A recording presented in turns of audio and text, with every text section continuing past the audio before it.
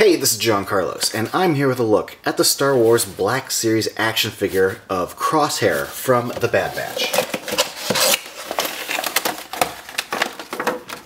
There's a lot I like about this Crosshair figure, but it is worth noting that there are several elements to this figure that are repurposed from the Hunter figure, which is okay because in the Clone Wars TV show, they have a lot of similar costume pieces. They have the same like arm cuffs.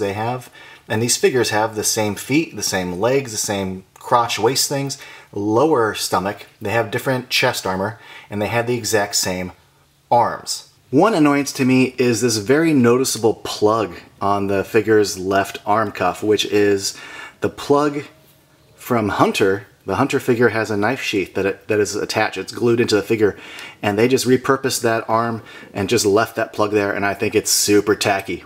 The rest of this figure is not tacky. I think they've done a great job painting the legs. A lot of the paint elements on this are really strong on his chest. He doesn't have the scuffs the way Hunter does, but I do like the red elements and the additional costume pieces like this sort of shoulder piece that connects to the belt with the holster. And I think his little shoulder thing with that little mount is really cool. The articulation, though, it'd be cool if there was, I don't know, like, you can't really get him to recreate when he has his giant gun resting on the shoulder. You can't rotate the shoulder the right way, and the wrists hinge up and down and not side to side. I feel like if you could get the wrist side to side, you could get the gun to rest here, but then it just wouldn't make sense articulation-wise to have him, it's just a giant mess. As far as wanting to recreate the use of that actual shoulder piece. Also worth noting, these shoulder pieces rotate very easily when you rotate the shoulder joint, so you have to constantly kind of swivel them back into place. Now, his head sculpt is interesting to me because he comes off as much thinner to me in the show than this head sculpt. This head sculpt is not that much thinner than the Hunter head sculpt, but when you see him in the Clone Wars, it's just a slimmer head, and I feel like this should have been, well, slimmer. However, this packaging says it's the Bad Batch and not from the Clone Wars, but specifically from the Bad Batch miniseries, which I haven't seen yet. At the time of this recording, it hasn't aired yet. So maybe his face is fuller in the show. I don't know. But I think they did a great job with the sculpt of his general expression, the paint on his eyes, the scar, the hair. It all looks really good. Accessories include this tiny pistol which fits into his holster, his helmet, his excellent helmet. I love the design of this. I love the way Hasbro has reproduced it.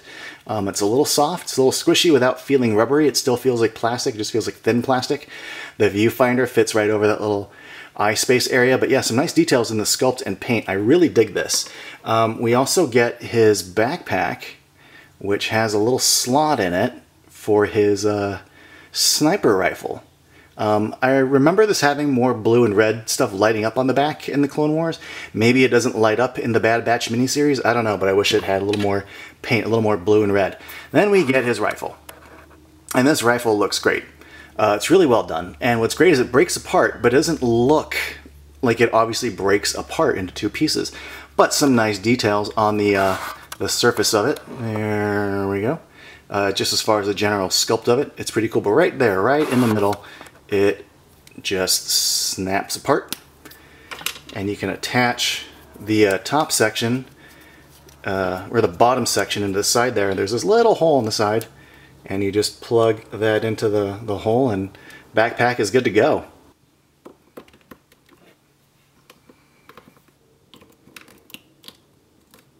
Now, it's nice that they included the pistol, but his best look is with the rifle. And I appreciate the hinged wrist that goes up and down instead of side to side, which allows me to get him to pose it in a more natural looking position. Now, it is worth noting that there appears to be a variant of this figure out there where the skull on his right shoulder is smaller than this release, so be on the lookout for that if you care about that sort of thing. I think this figure looks flippin' rad.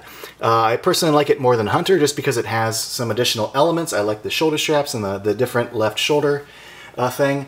What a fun design, what a fun character. I really like this action figure a lot. So yeah, thanks for watching everybody. Let me know in the comments below what you think of this figure.